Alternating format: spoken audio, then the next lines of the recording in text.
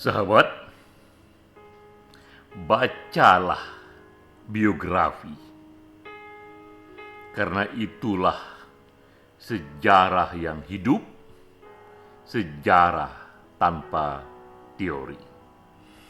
Ini pandangan dari Benyamin Disraeli, salah satu Prime Minister yang dianggap terbesar dalam sejarah Inggris.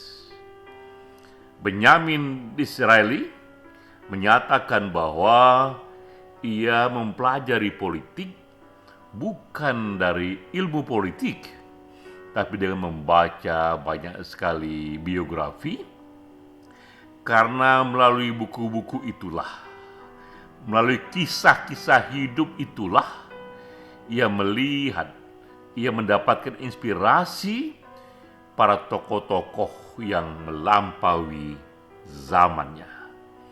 Itulah pentingnya membaca biografi. Ini kutipan yang kuat untuk kita mengantar webinar diskusi bulan ini dari Esoterika yang ke-20. Topiknya adalah membaca Santo Paulus berdasarkan buku biografi yang ditulis oleh Karen Armstrong. Yang menjadi pembicara adalah sahabat kita, Pendeta Dr. Martin L. Sinaga. Sahabat kita ini, Dr. Martin ini, ia tidak hanya pendeta, tapi ia juga seorang akademisi, sehingga memang ia sangat otoritatif untuk bicara mengenai Santo Paulus, juga bicara mengenai buku biografi soal Santo Paulus. Ini bukunya, buku aslinya ditulis oleh Karen Armstrong dalam bahasa Inggris, Santo Paul, The Misunderstanding Apostle, ditulis di tahun 2016. Baru 5 tahun kemudian diterjemahkan ke dalam bahasa Indonesia menjadi Santo Paulus, Rasul yang dicela dan dicinta.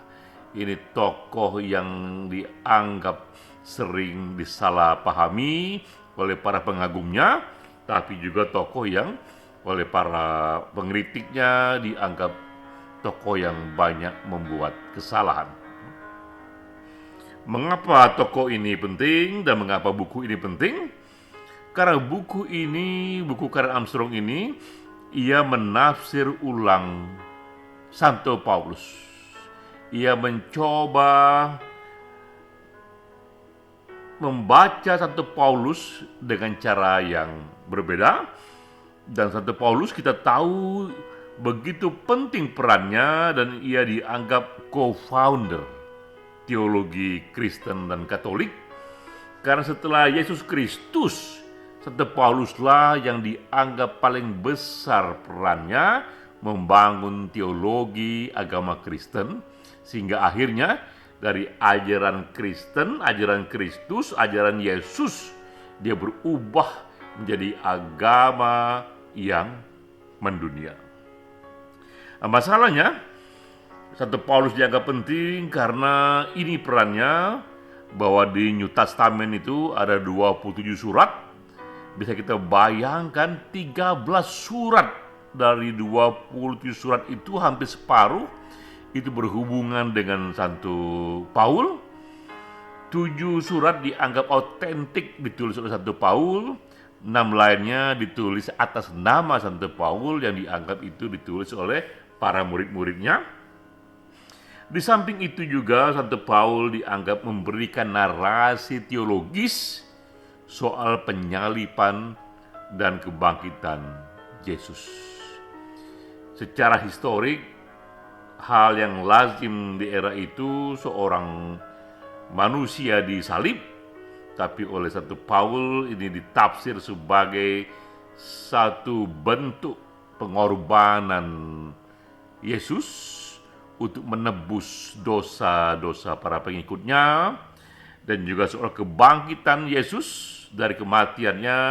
Ini pun diberikan satu tafsir dan makna teologis oleh Santo Paulus sebagai kebangkitan yang akan menjamin para pengikutnya untuk berada dalam keselamatan di hari judgment, di hari akhir.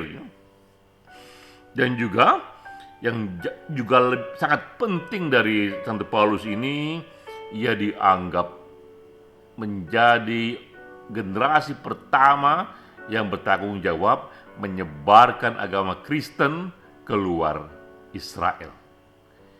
Karena itulah kemudian melalui peran Santo Paulus ini, pelan-pelan agama Kristen melepaskan diri dari tradisi Judaism dan ia berubah menjadi tak hanya agama yang berbeda dari Judaism, tapi sekarang ini menjadi agama yang terbesar, yang terbanyak pemeluknya, dan pastilah itu karena pemeluknya terbanyak itu berada di luar negara Israel. Jadi peran Santo Paulus ialah yang pertama membuka pintu gerbang bagi menyebarnya agama Kristen dari Israel ke seluruh dunia. Karena itulah segala hal yang berhubungan dengan tafsir ulang tokoh ini menjadi penting, termasuk buku Karen Armstrong. Sebelum buku Karen Armstrong ditulis, inilah serangan yang acap kali diterima oleh Santo Paulus. Ia tokoh yang sangat penting, tapi juga pada saat yang sama dianggap juga sangat kontroversial. Ia dianggap mengubah ajaran Yesus yang egaliter menjadi satu ajaran yang agak gelap karena dianggap ikut merendahkan wanita dan juga otoritarian. Acap kali dikutip dari suratnya Santo Paulus yang mengatakan bahwa wanita sebaiknya jangan bicara di gereja, ya. Wanita harus patuh pada suami, dan juga dianggap banyak elemen-elemen otoritarian dari teologi yang dibangun oleh Santo Paulus. Ia pun juga dianggap mengharuskan budak untuk setia kepada majikannya. Memang ia hidup di era perbudakan, tapi sebagai tokoh yang besar saat itu, ia tidak dianggap membuat budak melampaui situasi zamannya, tapi sepertinya ia mengkonfirmasi dan menanamkan lebih jauh lagi agar para budak itu menerima posisinya sebagai budak, ya. Dan juga ketiga yang juga dianggap bagian dari ajaran gelap Santo Paulus ini, ia dianggap mengajak pengikutnya untuk patuh pada penguasa secara tidak kritis. Ini elemen lain dari kritik atas Santo Paulus. Dan karena itulah datang buku dari Karen Armstrong ini untuk melakukan pembelaan. Kalau kita baca buku ini, ia menyatakan bahwa ajaran Santo Paulus yang dikritik itu umumnya dari surat yang mengatasnamakan Santo Paulus. Itu surat yang dibuat kemudian setelah wafatnya Santo Paulus dan diduga itu dibuat oleh murid-muridnya Santo Paulus. Jadi itu ajaran yang gelap itu tadi, itu bukan dari tulisan tangan asli Santo Paulus. Bahkan lebih jauh dari itu, Karen Armstrong juga mengatakan lebih dari tokoh-tokoh di generasi pertama Kristen itu, Paul justru mencoba menyatukan agama Kristen Yahudi dengan agama Kristen non-Yahudi. Begitu beragam ras dan etnik yang ia hadapi dari Yahudi, terutama dari non-luar Yahudi itu, sehingga ia melakukan begitu banyak kompromi agar tercipta satu ajaran yang bisa diterima kepada begitu beragamnya komunitas. Nah, inilah arti penting buku Karen Armstrong. Ia mencoba menafsir ulang peran Santo Paulus itu, sehingga aneka kritik yang datang pada Santo Paulus ia bisa tafsir ulang, dan ia berikan justru peran yang lebih mulia kepada Santo Paulus, bahwa melampaui para apostol, melampaui para rasul-rasul zaman itu, Santo Paulus yang paling mencoba menyatukan komunitas Kristen yang semakin besar meluas keluar Israel. Tapi memang zaman sudah berubah. Zaman sudah berubah. Di era itu Paul kita tahu dia sangat keras terhadap seks sebelum menikah. Ia juga sangat keras terhadap perceraian. Ia juga sangat keras kepada homoseksualitas. Bahkan juga Paul kita kenal, ia menganjurkan satu kehidupan terutama bagi pendeta, kehidupan tanpa seksualitas. Ini ajaran yang terus dibangkit-bangkitkan, dirawat oleh umumnya para penganut konservatif dari agama Katolik. Ya. Tapi zaman sudah berubah, ya. Kita lihat di sini bahwa majority sudah menyatakan menganggap bahwa seks sebelum pernikahan secara moral itu tak ada masalah.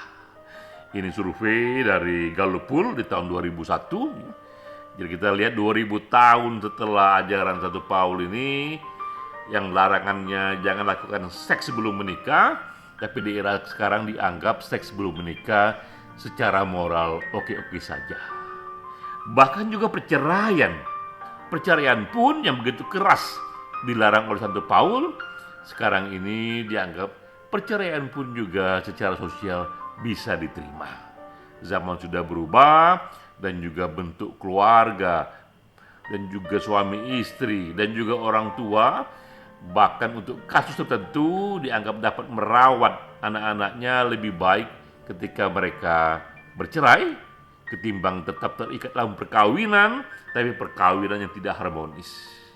Justru kesehatan bagi anak-anak lebih baik orang tua mereka berpisah, dan setiap anak tetap bisa berkomunikasi dengan ibunya atau dengan ayahnya. Jadi kita lihat betapa berubahnya zaman. Satu hal yang dulu itu dianggap secara moral salah, sekarang secara moral bisa diterima. Hal yang sama juga dengan same-sex marriage. Di era Santo Paul, itu dia begitu keras sekali menghantam homoseksualitas. Itu perbuatan yang tak bisa diampuni. Tapi sekarang kita tahu, bahkan pernikahan antar kaum homoseksualitas, pernikahan antar gay dan lesbian, itu sudah dilegalkan di 30 negara. Bukan saja homoseksual sekarang ini tak lagi dianggap itu secara moral salah, bahkan pernikahannya sudah dilegalkan oleh negara, dan tak tanggung-tanggung 30 negara yang melegalkan ini semuanya adalah negara yang paling maju secara ilmu pengetahuan, yang juga paling maju secara ekonomi, yang juga paling berlimpah secara budaya. Sekali lagi kita lihat betapa sudah berubahnya zaman 2000 tahun setelah Santo Paulus.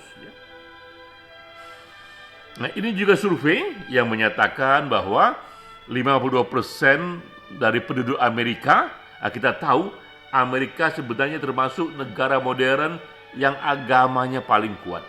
Kalau di Eropa, negara-negara di sana tak lagi sekuat Amerika dalam memeluk agama, tapi di Amerika itu penduduknya masih kuat sekali memeluk agama. Tapi di Amerika sekalipun 52% meyakini bahwa Yesus bukanlah Tuhan, ia adalah seorang guru spiritual yang besar. Nah, kita tahu juga Son of God adalah terminologi yang diciptakan oleh Paul. Waktu itu, di era itu, Yesus Kristus seringkali disebut sebagai Yesus Kristus saja, atau Yosef Son, atau Mesias. Kemudian Santo Paul menciptakan terminologi yang lebih kuat lagi, Yesus sebagai Son of God. Ketika mendengar itu, tentu saja para pemeluknya memberikan tafsir yang beragam mengenai Son of God ini, sebagai menyatakan ini adalah metafor.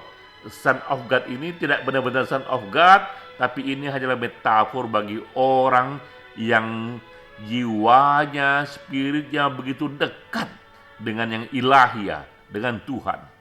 tapi sebagian mengartikannya secara tekstual bahwa ia benar-benar anak. Anak dalam pengertian manusia, anak dari Tuhan. Keyakinan ini, bahkan yang tekstual sekalipun, dipeluk lama sekali. Namun sekarang kita lihat kembali zaman sudah berubah.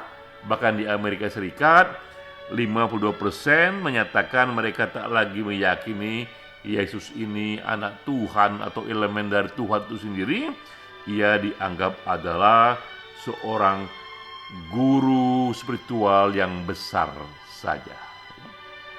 Jadi demikianlah kita lihat betapa Santo Paul, tokoh yang begitu berpengaruh 2000 tahun yang lalu, itu bisa ditafsir ulang aneka pandangannya yang tadinya ia dianggap gelap, menafsir ajaran Yesus menjadi lebih otoritarian, tapi di mata Karen Armstrong ia adalah tokoh yang baik-baik saja. Begitu banyak sisi gelap dari Santo Paul, sebenarnya itu hanyalah tafsir dari surat yang bukan ditulis asli oleh Santo Paul.